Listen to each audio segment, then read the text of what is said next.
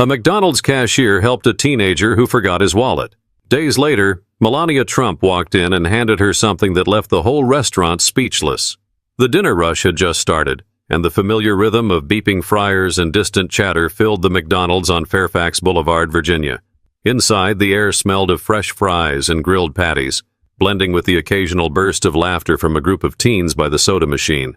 Behind the counter, Kimberly Wright, 27 years old, adjusted her visor and wiped her hands on a napkin. She had been on her feet for hours, but it was nothing new. Double shifts, aching calves, and customers who barely made eye contact. Just another day. She wasn't one to complain. Work was work, and she had rent to pay.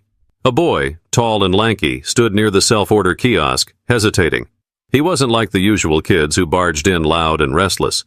He kept to himself, hands tucked in his hoodie pocket, scanning the menu overhead as if weighing every choice like it actually mattered. Kimberly barely gave him a second glance at first, but as the line in front of her thinned, she noticed something odd. He looked lost, not in a confused way, but like he wanted to be invisible. She took a quick breath and called out, "Next!" The boy hesitated before stepping forward, finally locking eyes with her. His face seemed familiar, but she couldn't place it. Maybe a customer from before? Can I get a quarter-pounder meal? Large." His voice was steady but quiet, almost like he was used to people listening without him needing to speak up. "Sure thing," she said, punching it in. "That'll be—" She stopped. His face changed, subtle but noticeable. A flicker of panic. He reached into his hoodie pocket, patted it down, then checked his jeans. His lips parted slightly, and he looked around, like he was hoping to spot a solution hanging in the air. Kimberly knew that look. She had seen it before. A wallet left at home. A debit card that suddenly declined. A kid realizing he didn't have enough for what he ordered. I think I forgot my wallet," he muttered, barely above a whisper.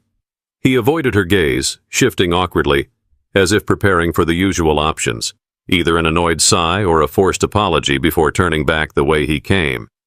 The other cashier next to her glanced over, waiting to see how she'd handle it. Kimberly tapped the screen, deleting the order. "No problem," she said smoothly. "Happens to the best of us." He exhaled, relieved. But before he could step away, she spoke again. "Hey." She tapped the register. "It's on me." His eyes snapped back to hers, stunned. "What?"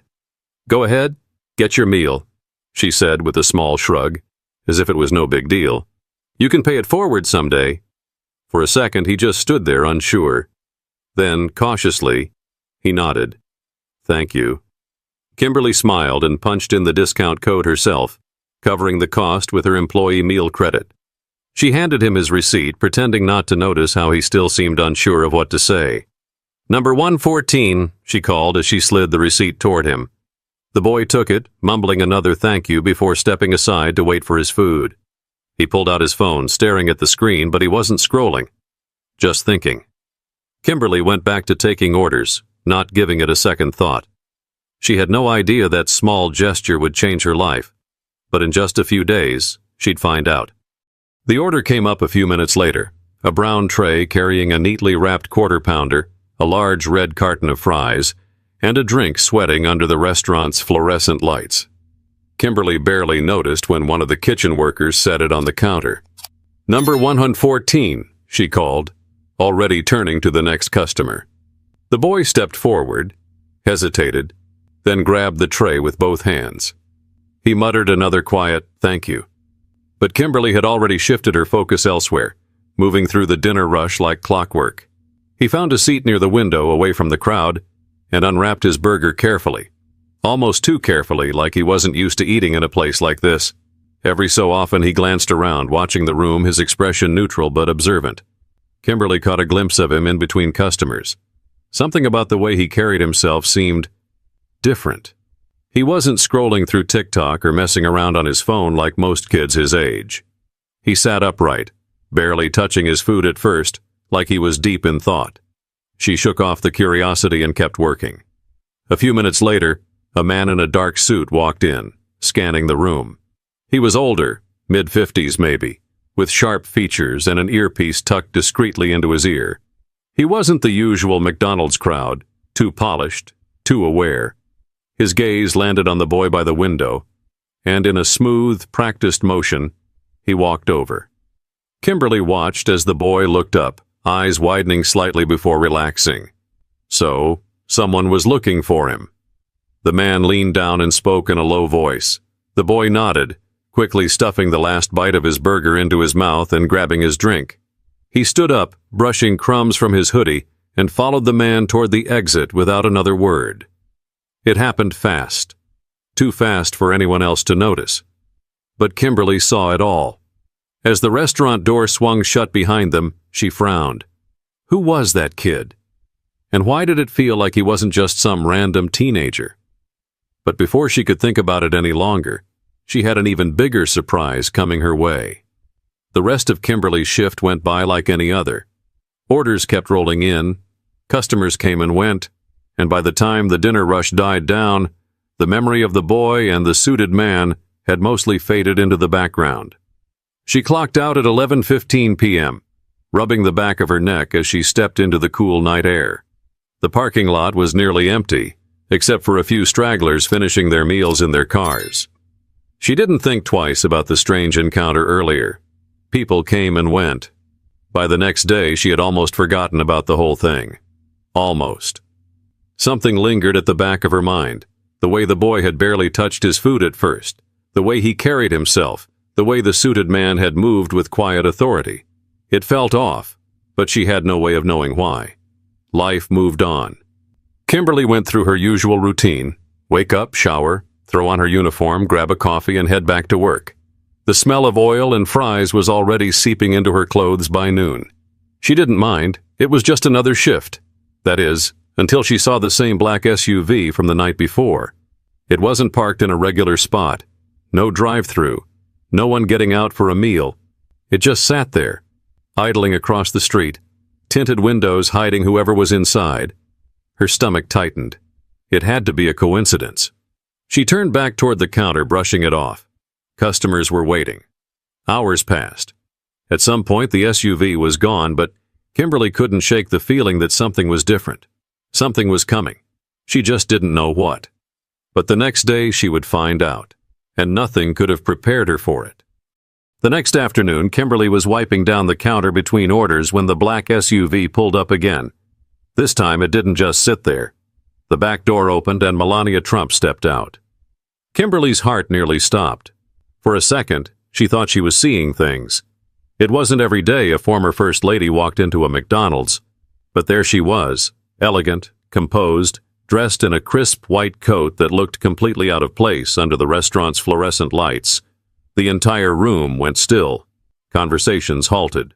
Phones went up. Kimberly swallowed hard as Melania walked straight toward the counter. Toward her. The manager, a heavy-set man in his 50s, suddenly appeared out of nowhere, adjusting his tie and standing straighter. Employees exchanged wide-eyed glances, whispering under their breath. Melania stopped at the counter and looked directly at Kimberly. "You are Kimberly, right?" The accent was unmistakable. The voice was calm, almost gentle. Kimberly's hands felt clammy. She wiped them on her apron. Yes, ma'am." Melania's expression softened. "I want to thank you." The room was so quiet that even the fryers seemed muted. Kimberly blinked. Sorry?" "For helping my son." Kimberly felt like she'd been thrown into cold water. Her son. She looked at Melania, then at the SUV, and suddenly it all clicked. The boy. The tall, quiet kid in the hoodie. The one who had forgotten his wallet. It had been Barron Trump. Kimberly's mind reeled. She had served countless customers over the years, but she never thought she'd unknowingly helped the son of a former president. But before she could even process what was happening, Melania reached into her purse and pulled something out. A white envelope. She placed it on the counter. "Please open it," she said. Kimberly's fingers trembled as she picked it up and slid out the card inside. Her breath caught. A handwritten note in elegant cursive. "Kindness is rare. You gave without expecting. That is why we want to give back to you." Tucked inside was a check, but the number written on it made Kimberly's legs go weak. The room erupted into whispers. Employees leaned in, trying to get a peek. But just as Kimberly's mind was spinning, Melania did something that no one in the restaurant could have expected.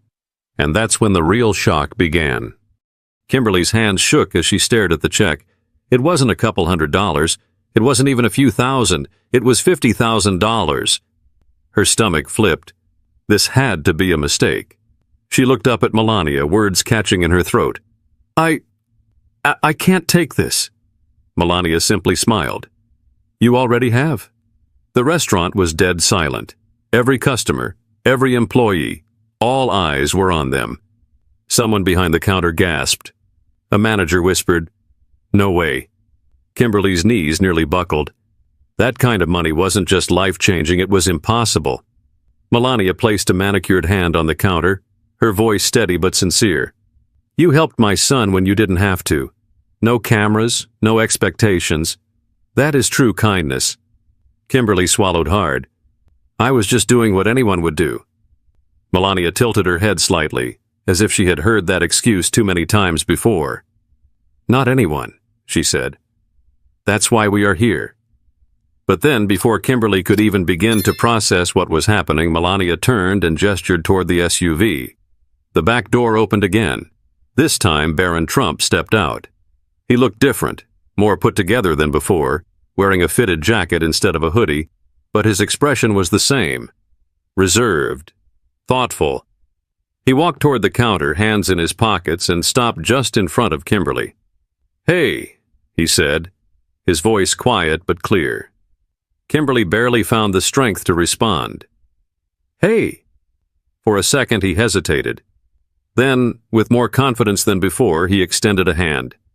I just wanted to say thank you, he said. Kimberly stared at his hand, still reeling.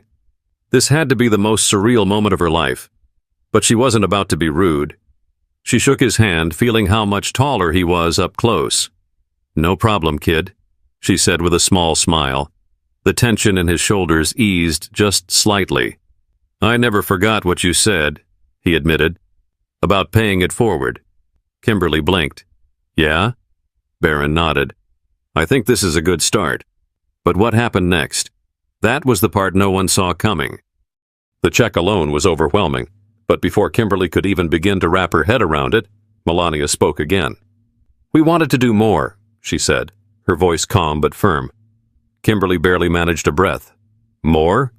What could possibly be more than $50,000? Melania turned to Barron, who nodded slightly before reaching into his jacket pocket. He pulled out a set of keys. Kimberly's eyes darted between them, confusion tightening in her chest. What is this? She asked, her voice unsteady. Melania smiled gently. Your car, I believe, is not in the best condition. Kimberly felt her cheeks heat. It was true. She drove an old beat-up Honda Civic, the kind that rattled if you hit 40 miles per hour and leaked every time it rained. She'd had to call for jump starts more times than she cared to admit. She shook her head, stunned. Wait, how do you even know that? Barron gave a half smile. Let's just say, we did our homework. The restaurant was completely silent. A few customers had their phones out, recording, not in an intrusive way, but because they couldn't believe what they were witnessing. Kimberly reached for the keys with trembling fingers.